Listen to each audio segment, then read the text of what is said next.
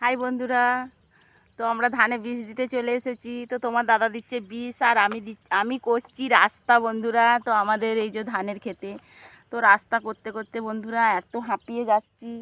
আর আজকে খুবই রোদ্দুর উঠেছে, কারণ আজকে মহাসপ্তমী বন্ধুরা। তোমরা যারা ভিডিওটা দেখবে তো অবশ্যই বলবে আজকে মহাসপ্তমীর দিনে সকাল সকাল কেমন রোদ্দুর উঠেছিল।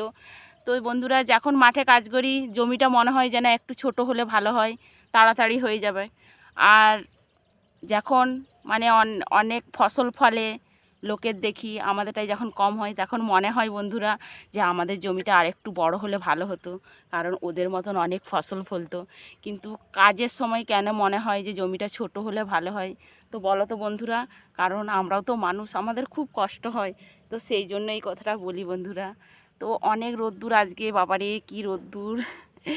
তো দেখি কতক্ষণে হয়। তো আমরা এসে গেছি বন্ধুরা 5:30টার সময়, কিন্তু এখন বেজে গেছে প্রায় 7টা।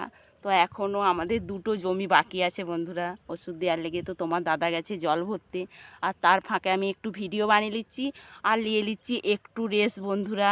তো যদি ভিডিওটা ভালো লাগে অবশ্যই লাইক কমেন্ট